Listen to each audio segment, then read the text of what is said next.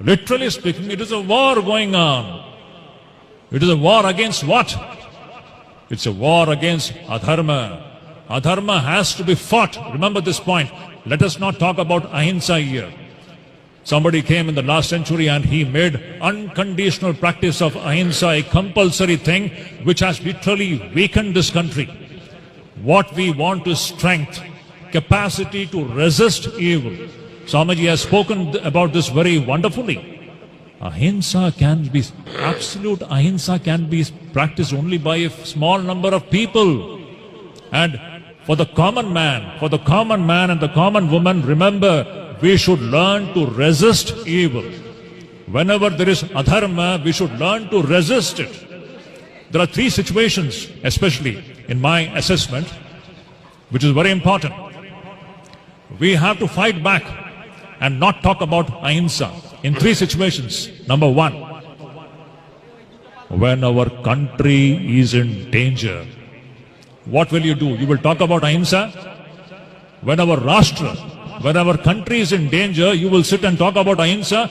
You have to fight back. Number one, for fighting back, you need Shakti. Is it not? Can you fight back because without Shakti? You need Shakti, you need this divine. You need the Mahishasura Mardini spirit. She is Asura Mardini.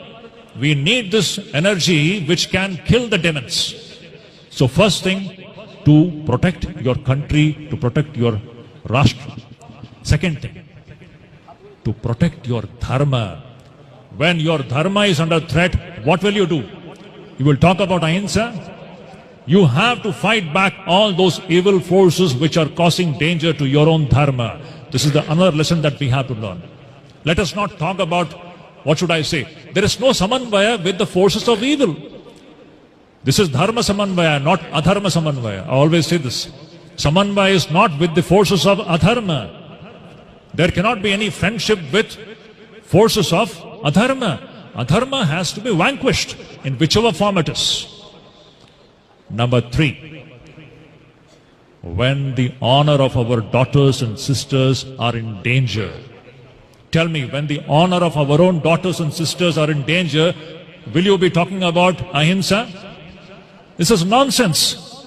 You should learn to fight back, to preserve the honor of our own daughters and sisters and wives. Is it not?